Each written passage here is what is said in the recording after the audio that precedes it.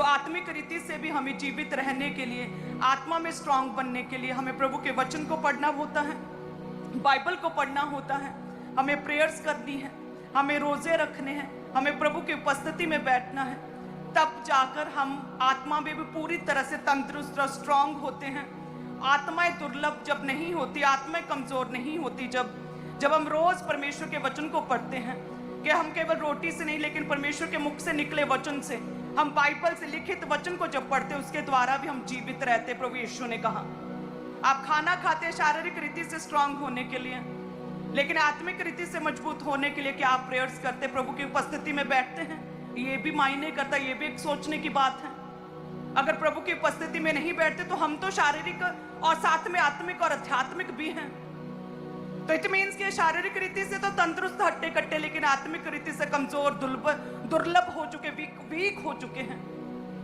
अगर आत्मिक रीति से वीक और कमजोर हैं तो शैतान तो पहले आपकी आत्मिकता को देखता, आप पर अटैक फिर करता है। आत्मिक रीति से सारी फाइट्स पहले आत्मा में शुरू होती हैं, वो शारीरिक रीति से शरीर में नंगी आंखों से फिर आपको दिखती है। तो हम तो आत्मिक भी हैं। तो प्रभु कहते हैं मेरी उपस्थिति सब चीजों से उत्तम है, यदि आप प्रभु की उपस्थिति में रोज बैठते हैं तो। कि हमारा परमेश्वर के साथ रिलेशन सिर्फ वीकेंड के लिए, संडे के लिए नहीं, थर्सडे के लिए नहीं, एवरी डे का हमारा परमेश्वर के साथ एक वायदा, हर रोज परमेश्वर के साथ बैठना, परमेश्वर के साथ समय बिताना, प्रभु के साथ बात करना, प्रभु की उपस्थिति।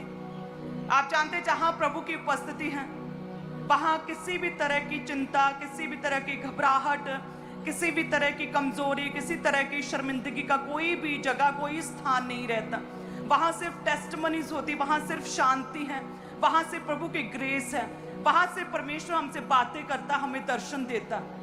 वचन कहता है काना नगर की शादी में प्रभु की उपस्थिति थी, शुक्र है प्रभु ने बचा लिया। क्यों बच गया वो परिवार जिस घर में शादी थी? क्योंकि प्रभु की उपस्थिति थी, प्रभु की प्रेजेंस थी, प्रभु वहां मौजूद थे।